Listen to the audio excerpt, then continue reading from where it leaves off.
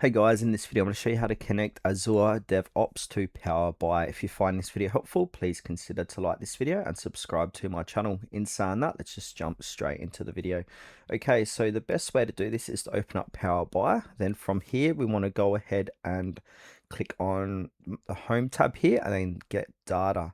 Now from here, we've got the option to select Azure DevOps. If you don't see it here, that's okay. Go ahead and click onto More and then just do a search for Azure. It should come to the right, and then maybe you might need to go ahead and put in Azure DevOps. Here it is here, boards only. So click onto that and click on connect.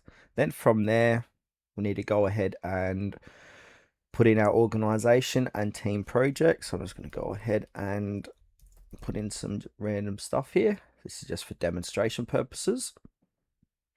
Now from here, it's going to say organizational account, basic or personal access token. So go ahead and enter your Azure DevOps details, then basically sign into Azure, and then Power BI will ask you to authenticate, sign in using the account that has access to your Azure DevOps project.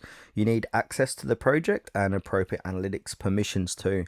Then from there, choose an analytics view. So Power BI should now show the navigator, and then you can expand your shared views. And then you're going to see analytics views such as your work items today, last 30 days, stories, last 30 days, and other custom views. Select the view you want.